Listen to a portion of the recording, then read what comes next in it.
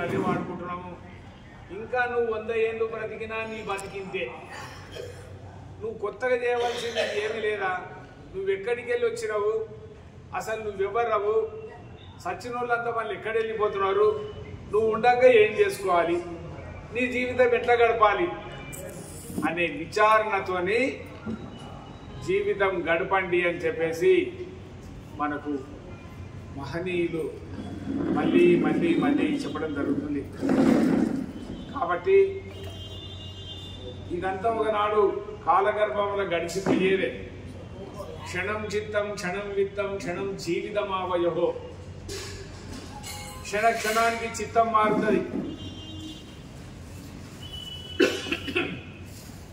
ధనం మారుతుంది, మనిషి మారిపోతాడు. ధర్మస్య త్వరితాగతి.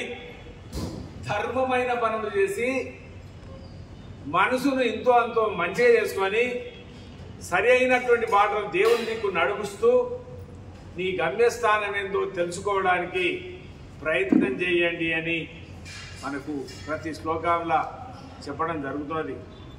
కాబట్టి మన పనులన్నీ కూడా ఉట్టుటి క్రియలే. వృధా క్రియ, వృధా లాభాన్, వృధా వాదాన్ మనోరథాన్. వృధా క్రియ అంటే చేసిన పని లెక్కకెళ్తే చాలా మంచిది. దైవ సంబంధంలో మనం లెక్క పడుతుందా చెప్పండి. మన దేశ పనులండి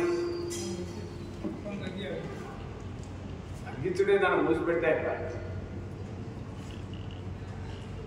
అది వృధా క్రియ. కొన్ని కొన్ని పనులు మనం చేస్తుంటాము, ఏ లెక్కకు రావాలి, ఏ పోతే వాయం ఉంటుండే అనుకుంటే లగాయం చేస్తూనే ఉంటాం. ఆ పోతే వాయం ఉంటుండే దానికి మనం చేస్తుండే మీకు చెప్పండి. కామన్ పండుగ వచ్చింది అనుకో, కొంతమందికి అనేకమైన ఆవేదన ఉంటులాట. రంగులు రుద్దుకుంటే 3 గంటలైనా సునీరు మళ్ళీ పెడితే రాయితే పోనే పోదు.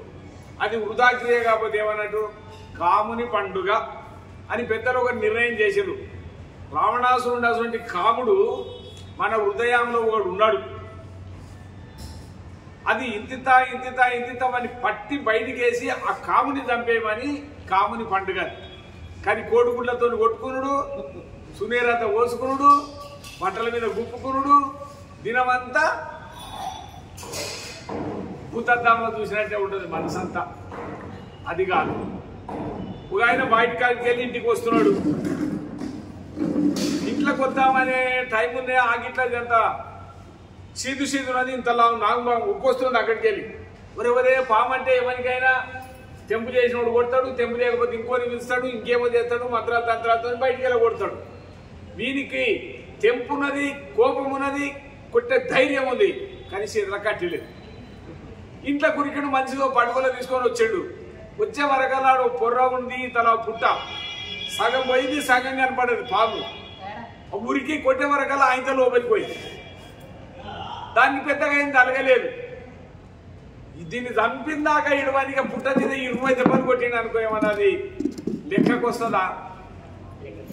అది వృధా క్రియనే.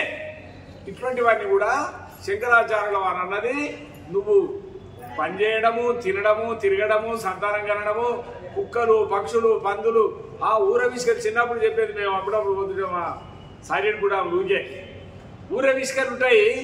వాన పడితే అవి కట్టుకునే బిల్డింగ్లలో పెద్ద పెను తుఫాను వచ్చినా కూడా ఇట్లా కట్టి మళ్ళీ ఇట్లా పెట్టుకొని అట్లా చేస్తే ఆ గుడిసెలో ఒక్కొక్క నీళ్ళ సుఖ ఒక్కపోయేది. ఇల్లు కూలిపోయేది కానీ పిట్టెగుళ్ళు మాత్రమే ఏం కాలేదు. పందికొక్కలు ఉంటాయి, భూములలో బొయ్యారకాలు పెట్టి తినంగా ఉండంగా కూడా తీసుకుపోయి దాపెట్టుకుంటాయి. పశువులు ఉన్నాయి, రకరకాలుగా ఉన్నాయి, అవి సంతానం ఉంది, ఐట గిట్లు కట్టుకుంటాయి, ఐట దాపెట్టుకుంటాయి. ఐటకున్న బుద్ధి నీకుంటే ఎట్లా? దాపెట్టుకో, ఇల్లు కట్టుకో, చేయవలసింది చెయ్యి. కానీ ఇది నాది కాదు అని కొంచెం నీ మనసులోకి వెళ్ళి తీసేస్తే నీకు బాధలు అనేవి ఉండవు. ఏదైనా లోపం జరిగితే ఇంట్లో ఒక పని మనిషి ఉన్నది అనుకోండి, లేదు ఇంకొక ఆయన టీచర్ వచ్చి ఊళ్ళకు మనకు 2 ఇళ్ళు ఉన్నాయి, ఒక ఇల్లు సగం పక్కిచ్చినాం, పండుగ వచ్చిందంటే ఆమె ఆగిలు ఊపుతుంది, బండలు కడుగుతుంది, కడప కడుగుతుంది, అందులో ముగ్గులు పెడుతుంది, పచ్చడి తోరణం పెడుతుంది, బండలని బాగా చేస్తుంది, దుమ్ము దులుపుకుంటుంది. ఎవరన్నా వచ్చి ఇల్లు కడితేవా అని ఇదేనా అమ్మ అంటే కాదయ్యా పలానోళ్ళది. చెయ్యవలసినవి అన్ని చేస్తూనే ఉంది. ఇల్లు నాది కాదని లోపల కూకుంటారు. ఇంట్లో పని మనిషి ఉన్నది, రాజభోజనం చేసేవాళ్ళు ఉంటారు, పట్టు చీరలు కడతారు, అమ్మగారు ఎక్కడైనా పోతే అన్ని పెట్టుకొని ఫోటో దిగేటోళ్ళు కూడా ఉంటారు. కానీ ఇది నాది కాదు. మనుషుల నాది కాదనేది ఒకటి వస్తే కొంతవరకు మనకు యథార్థము. ఒక అమ్మగారు మంచి కాందార్, ఏదో సుట్టికాంలో పోవాల్సి వచ్చింది. కానీ ఈమె దాని బండాలం ఏం లేదు, రూబాబే ఉంది. కొంతమంది చూడండి 100 రూపాయలు ఇచ్చి బండి ఎక్కితే పోయి హైదరాబాద్ రావచ్చు. నేను బండి ఎక్క కారు తెచ్చుకుంటాడు 1000 రూపాయలు అయినా సరే అందులోనే పోతాడు వాళ్ళు అని రుబాబ్. అది దీనికి ఏమీ లేదు, చుట్టం ఇంటికి పోవాలి. అమ్మగారు ఆలోచన చేసి ఒక తాన బండి ఆడుకొచ్చింది. పట్టు చీర లేదు, చీర కూడా ఒక ఆమె దాన్ని నమ్మించి తెచ్చుకున్నది, పెద్ద గొలుసు లేదు. ఇంకొక ఆమె దాన్ని అడుకున్నది, ఓ పెద్ద వైభవంగా పోయింది పెళ్లికి. చూస్తున్నంతా అనుకుంటున్నారు, వయప్పు ఆ కారు చూడు, ఆమె చెప్పులు చూడు, ఆమె బట్ట చూడు, ఆ బంగారం చూడరా ఆయన వాళ్ళు అనుకుంటున్నారు. కానీ ఈమె లోపల ఏముంటుంది చెప్పు? కారు నాది కాదు, చీర నాది కాదు, బంగారం నాది కాదు, నాది కాదు, మోస్తూనే ఉన్నది. అన్ని ఆమెనే చూస్తున్నది, లోపల నాది కాదు. నాది కాదు అన్నప్పుడు దాని మీద ప్రేమ లేదు. దేవుడు చెప్పేది కంటే, సాధువులు చెప్పేది కంటే నీ వస్తువును నువ్వు అనుభవించు, కానీ నాది కాదు. బ్రహ్మణ్యాధాయ కర్మాని సంగం త్యక్త్వా కరోతి యః. బ్రహ్మణ్యాధాయ కర్మాని, నువ్వు చేయవలసిన పని అంతా చేస్తుండు. ఇల్లు కట్టుకుంటావా, పొలం దురుకుంటావా, వ్యవసాయం చేస్తావా, బలను పెంచుతావా, ఏ పని చేస్తావో చేసుకో. బ్రహ్మణ్యాధాయ కర్మాని, ఆ భగవంతుని కోసానికే చేస్తున్నా. నా లోపల ఓడు ఉన్నాడు, ఇక్కడ అన్నం కావాలి, బలను పెంచితే బాల అమ్ముకుంటే పైసలు వస్తాయి, వ్యవసాయం చేసుకుంటే ఒట్లు వండితే తినగలుగుతా, బట్టల వ్యాపారం చేస్తే లాభం వస్తుంది, నా ఖర్చుకి వెళ్తుంది. ఈ భావనతోని లోపలలోని బ్రతికించడం కోసానికి, నా పిల్లలు బాగుపడడానికి భగవత్ సంబంధమైన క్రియని నువ్వు చేసుకో. బ్రహ్మణ్యాధాయ కర్మాని, దాని వెనుకనే సంగం త్యక్త్వా. నీ వెనుక ఎంతమంది అయితే ఉన్నారో, మన్మరాల ఇల్లా సొమ్మ, ఆ భూముల రూపాయల ఎన్నున్నా అంత సంఘం.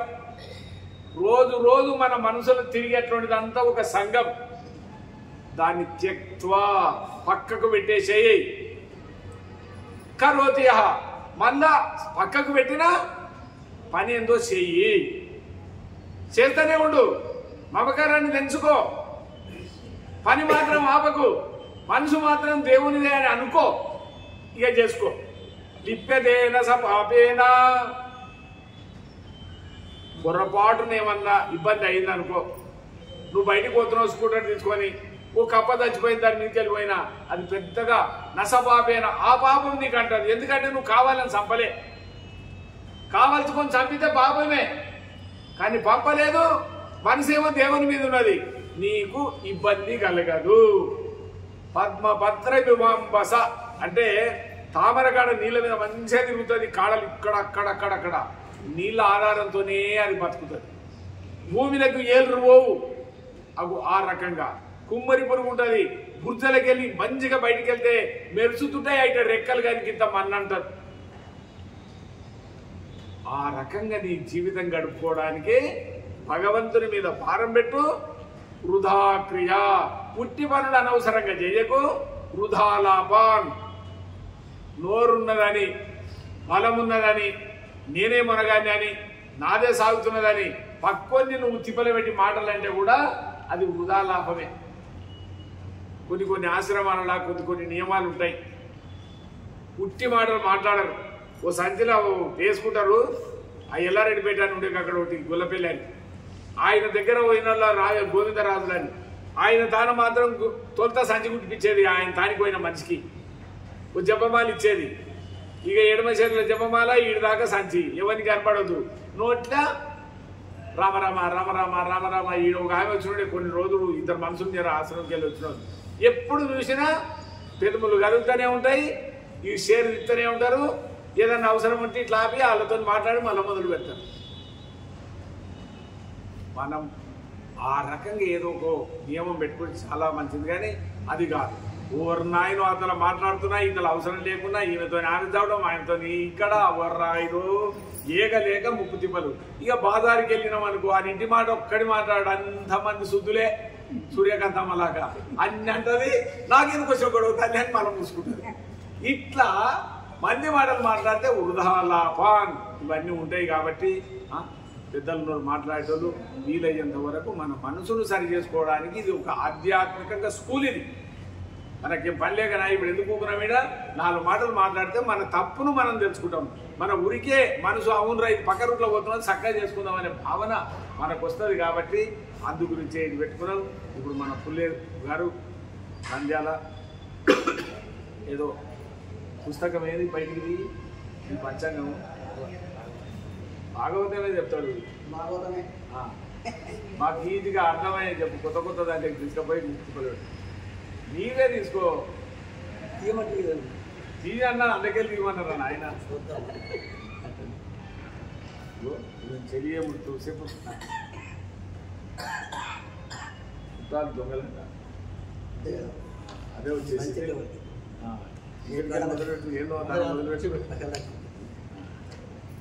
ఇంకా ఇది ఏమొద్దు ఇది లెసలు నుండి పెడుతున్నది సరిగ్గా వస్తుంది. కొంచెం నీ కంట ఇంకా ఎక్కువ ఇష్టగా ఓం శ్రీ మహాగణేశాయ నమః. ఓం శ్రీ గురుభ్యో నమః. ఓం శ్రీ మాత్రే నమః.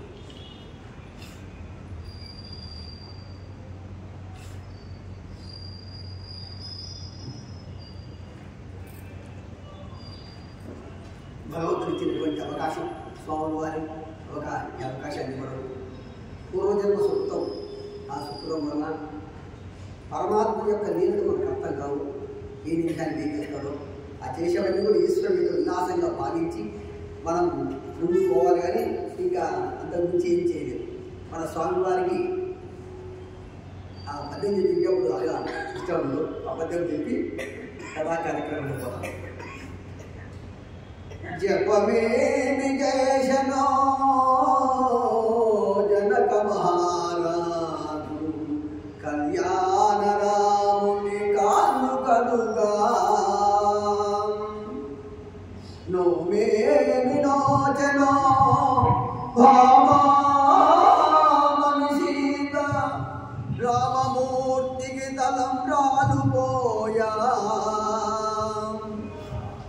క్రతువేమి సల్పిరో కౌసల్య దశరథుల్ లాలించి రఘురాముని జో జోయని జోలపాడా పూర్వపుణ్యం ఏమి చేశనో భూప్రజలు సాగేత రాముని దర్శనము చేయా ఏ తపస్సు ఫలించి వాల్మీకి మౌని భక్తి రామాయణము రాసింటి ఎన్నే ధరణి పుణ్యాత్ములందరో దాటిపోవా స్వామికి దూరమైదిన పాపమేమో